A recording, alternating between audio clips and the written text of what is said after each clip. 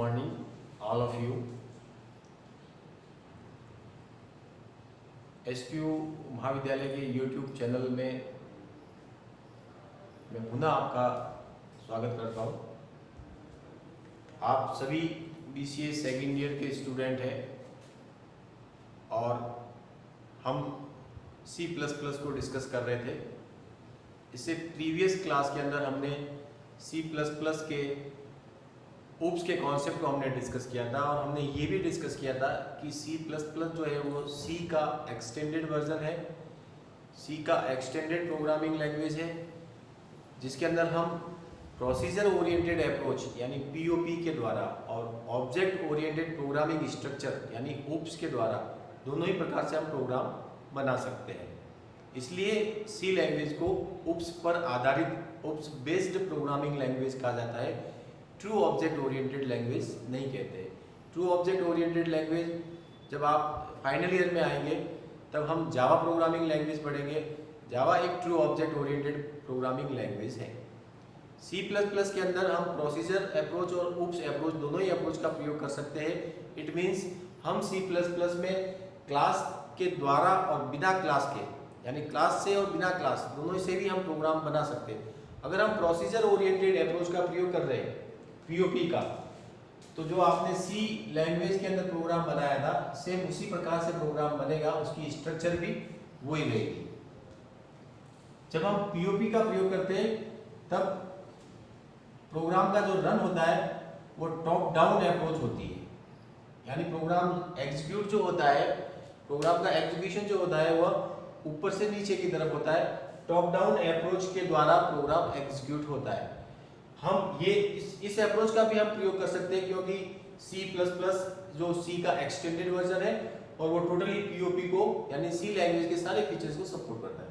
अगर हम ऊप्स के कॉन्सेप्ट से यानी क्लासेस के द्वारा प्रोग्राम बनाएंगे, क्लासेस का प्रयोग करते हुए प्रोग्राम बनाएंगे, तब हमारे प्रोग्राम की स्ट्रक्चर इस प्रकार की हो जाएगी। उस प्रोग्राम की बेसिक स्ट्रक्चर इस प्रकार की होगी। उसमें हमें इन्हीं सेक्शन के अंदर काम करना, इन्हीं सेक्शन से प्रोग्राम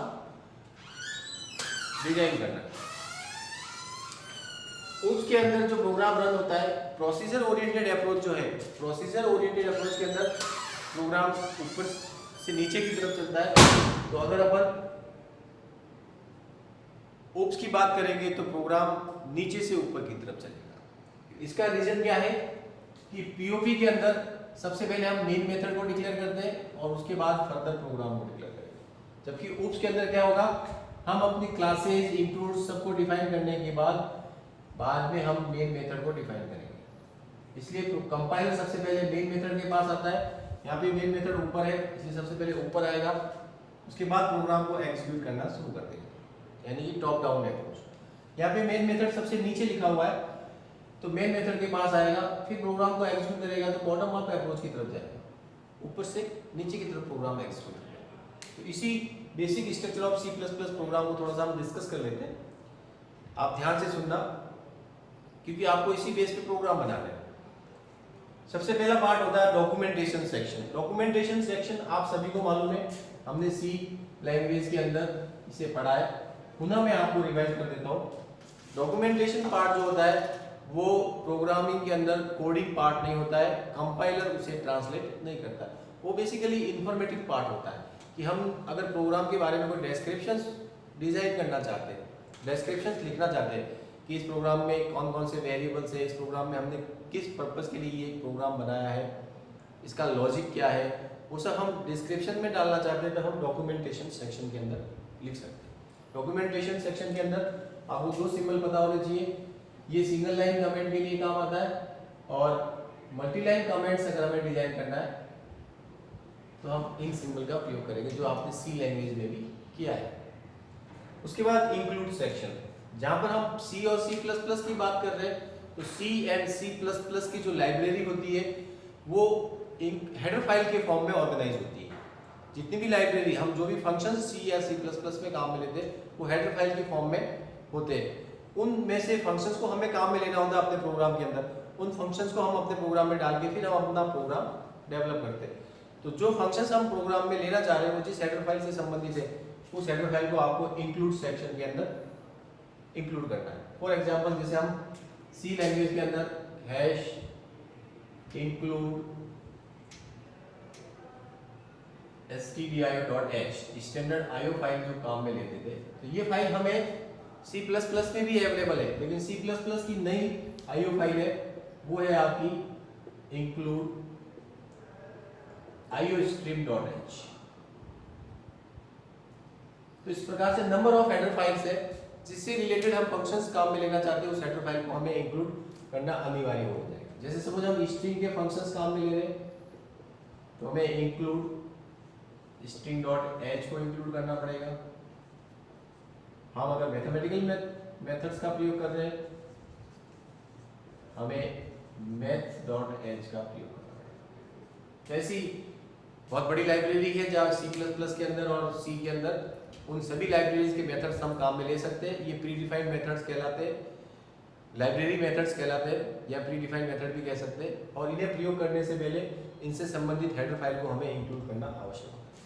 अगर हम ऊप्स के कॉन्सेप्ट से प्रोग्राम बना रहे हैं तो आपको यहाँ पे क्लास डिफाइन करनी होगी।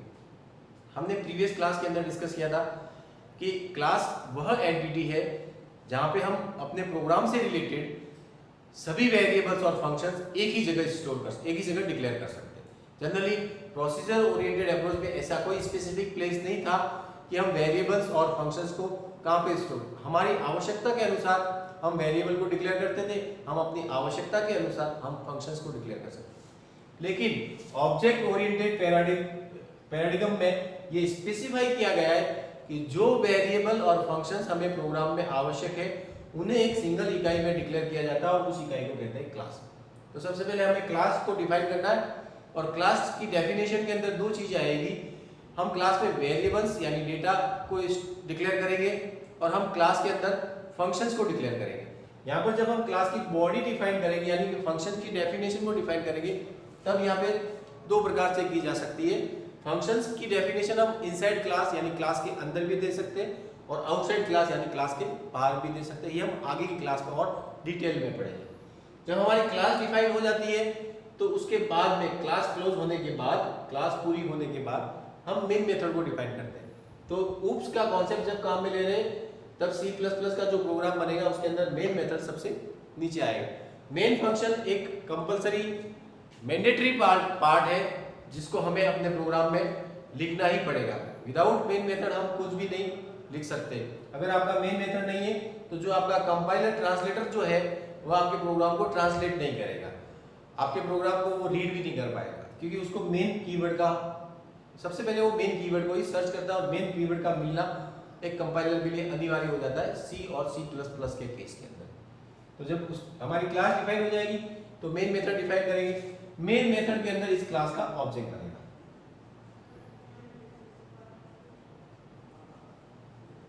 ऑब्जेक्ट डिक्लेरेशन जो है वो मेन मेथड के अंदर होगा, और जो हमने क्लास में डिजाइन किया है उसको एग्जीक्यूट करने का कोड भी मेन मेथड के अंदर होगा। क्लास इटसेल्फ एग्जीक्यूटेबल पार्ट नहीं होता है, क्लास एक डिक्लेरेशन और डिफाइनेशन पार्ट है, उसे एग्जीक्यूट करने का सारा कॉन्सेप्ट हम डिजाइन करेंगे मेन मेथड के अंदर। तो ये एक C++ की बेसिक स्ट्रक्चर है और हम जब भी प्रोग्राम बनाएंगे तो इस स्ट्रक्चर को फॉलो करेंगे। नेक्स्ट हम अगली क्लास में डिस्कस करेंगे।